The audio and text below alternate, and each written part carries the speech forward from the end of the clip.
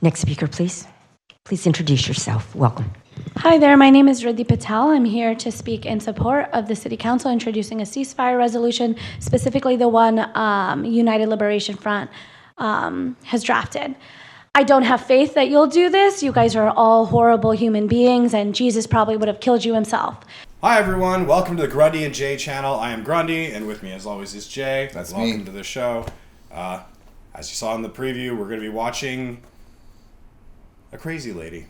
It's a typical public meltdown.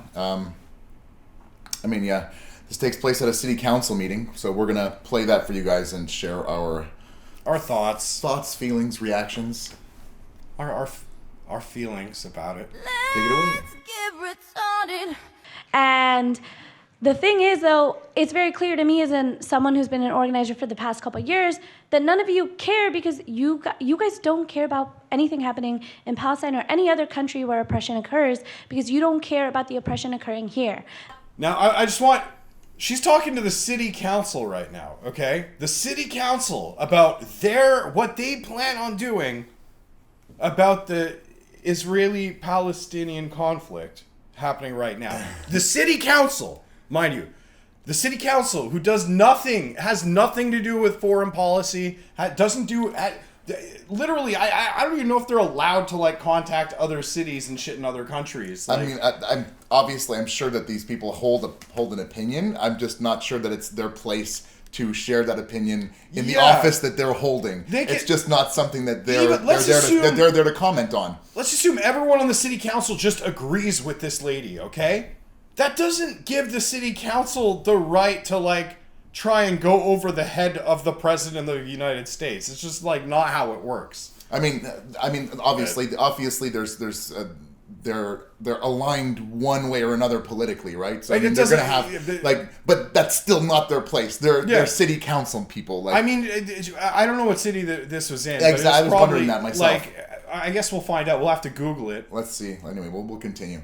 It's why you won't give Leadership Council right to counsel, which Bakersfield residents deserve, and you won't even fund it properly. You'll give it scraps while you give the police, literally a murderer, millions of dollars, while residents who've been evicted that are literally here telling you they've been evicted, you can't give them money to even get the bare minimum of right to counsel. And when the city budget comes up this summer, I know that you guys will vote to increase police funding. And I understand that you guys are all horrible people. But the thing is, 2,300 people being evicted in the last year, those are votes. And you guys, those are votes to win here in Bakersfield.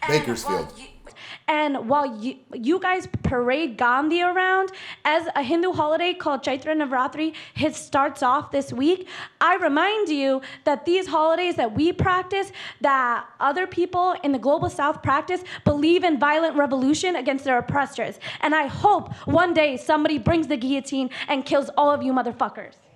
Oh, yeah, that's it. That's the line right there. That was the line. That was the line, ladies and gentlemen. This lady did not mince her words. Tell us how you really feel. Literally threatening death. That actually wasn't the death threat itself. Yeah, I know. But that was pretty direct. She does, I believe, go on to use the word murder. Specifically use the word murder. Let's continue. The increased criminalization for no need other than you don't like when people come and hold you guys accountable for introducing ceasefire resolutions. The ceasefire between who? Bakersfield and I don't know, Acme Town down the road? Like, the ceasefire city council. I understand the impassioned speech and the humanitarian cause. She's identified with one side and has obviously there's a lot of history there, but she's identified one side as the victim, and she's calling to their side the oppressors. Our opinions on that aren't really the point here, but I can understand the impassioned speech. I can understand wanting to take whatever platform you can get to talk about this kind of thing. Yeah. But she's picking the city council in Bakersfield as if they have something to do with this, as if they are the oppressors, as if they're the ones who are condoning and allowing this to happen. As if they have some kind of authority or say in the matter at all. I'm saying that makes no sense. It boggles my fucking mind, dude. because the only escalation in violence has been by you all. And so there's no need to continue. In the last 5 years I've attended city council meetings, there's never been metal detectors, there's never been more cops. The only reason you're doing it is because people actually don't care if you guys don't like them, and they're actually resisting, so you want to criminalize them. Criminalized with metal detectors.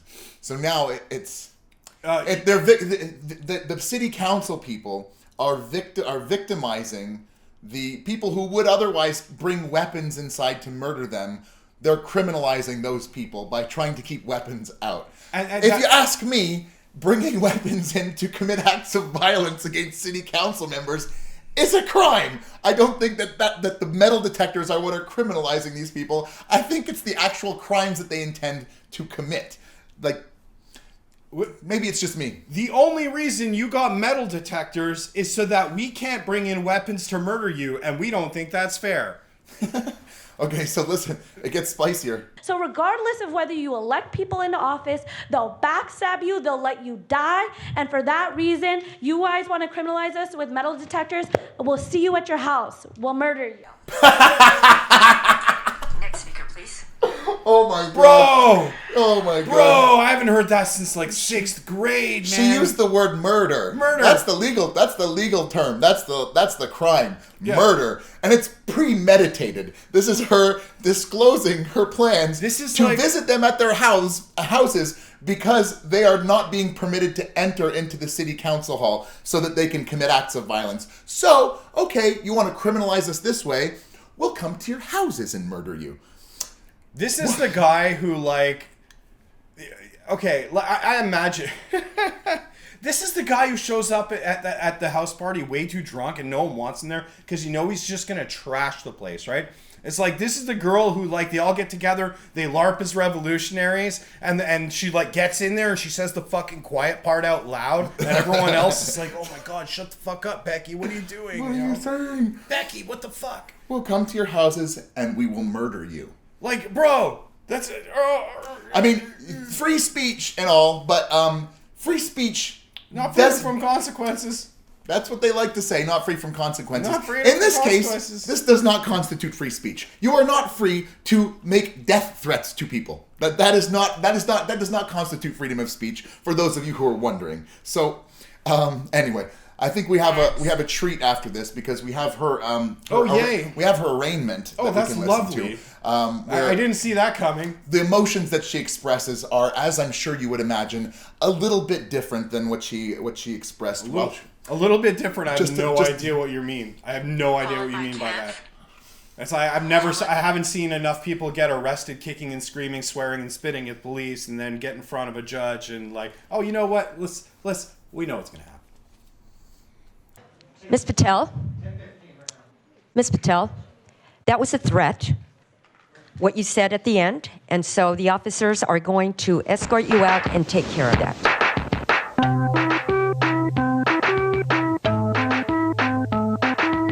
And take care of it they did. We begin tonight with your 17th Court Watch, where a woman arrested Wednesday after making threats to the city council was ordered to stay at least 500 yards away from City Hall in court today. Pro-Palestinian protester Grundy Patel is charged with 8 felony counts of threatening officials. Fucked around, found out. Fucked around and found out. Fucked around, found out. One count for each of the council members she threatened to show up at their house. Well, you know, you show up and murder 8 people. You don't give you 1 count of murder. Well, she said, we will show up at your houses and murder you, directing that to each one of the 8 council members. So, 8 counts of threatening death. If I was one of the people that showed up with her that day, I'd be pissed because you're like, you just implicated me in your fucking murder scheme, you fucking dumb. After tensions at Wednesday night's city council meeting when she made threatening comments to city council members. You guys want to criminalize us with metal detectors? We'll see you at your house. We'll murder you.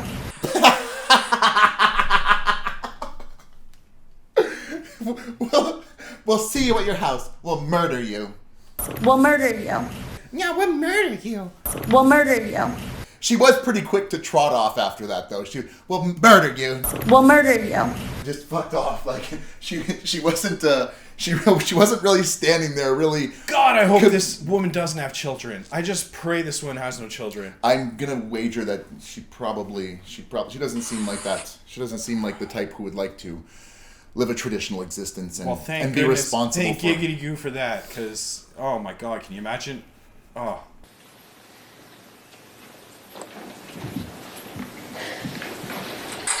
Delicious tears. It's funny. Look at where that lack of self-control got you. Look at where that desperate need to impress your peers got you. People really just don't seem to understand. They don't seem to fear consequences anymore. Yeah. It's like people have gotten away with so much. And certainly people who are on that side of the political aisle, people who are activists, they've really been allowed to say a lot of things, right? Well, that's part of the problem. You're allowed to say men are disgusting pigs and they should all die and whatever, and white cis males, whatever. You can say stuff like that. There's no punishment. But she stepped a little too far over that line and making death threats to members of the city council. These are representatives. These are legal political representatives who hold office. This isn't just some vague threat towards white cis males in general. These are actual people. There's 8 of them. She looked at all 8 of them in the face and said, "We're going to go to your house and murder you." We'll murder you.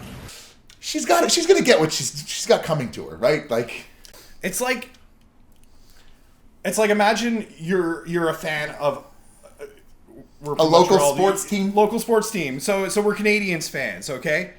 And imagine we get our Canadians jerseys on, we go out all the time with our friends, and we think we're awesome, and yeah, Canadians are the best, right?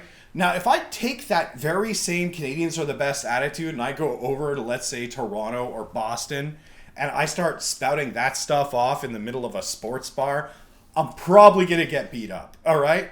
There's a good chance anyway. And I have to be cognizant that if I go in and I'm talking like that in a certain space, like it's acceptable in my space to talk about how awesome the Montreal Canadiens are, but in that space, it's probably not as appreciated, right? Well, this is the same thing. This girl is used to LARPing with her friends back at the anarchist book club or whatever, and she got out in public and she failed to moderate her emotions to the same degree that I bet all her friends did, and they're all standing there like, once again, God damn it, Becky, what are you doing?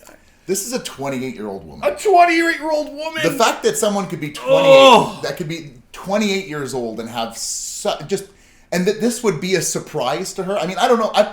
I'm assuming that it was to a degree. Although I wonder if there was a little bit of her that just, you know what, we're going to go to your house and we're going to murder you. And then she was like, oh, fuck, what did I do?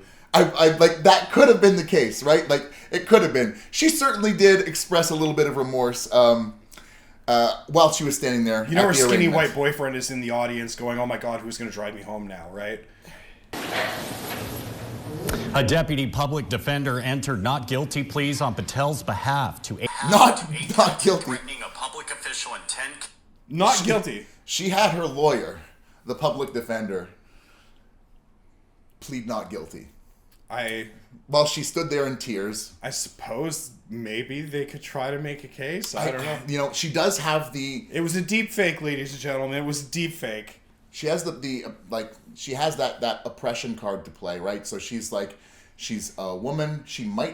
Who knows? I mean, we'll say woman. I mean, we don't want to assume her gender, although she does seem to present herself as a woman. But she's also a member of a minority race. So the oppression Olympics, don't look at me surprised. If the lawyer is going to try to play that card, that this is someone who is obviously reacting emotionally to something that is very near and dear to her heart, and she happens to have this and this victim, identity, and those cards I'm sure will get played at some point in the legal proceedings, but we have yet to see. I'm not certain where she's from, but it sounded like an American East Coast accent. 8 counts of threatening a public official and 10 counts of making terroristic threats. She's due back in court later this month. Doesn't look so cocky now. No. Well, we're going to follow up on this. We'll see what happens. Like you heard, she's due back in court later this month, The so hubris. we'll see what happens. Absolute hubris. We will come to your houses and murder. No, don't say that. Don't say that. We'll get in trouble. In quotations, I'm repeating what she said. No, but you can't even say that. We'll get in trouble. All right.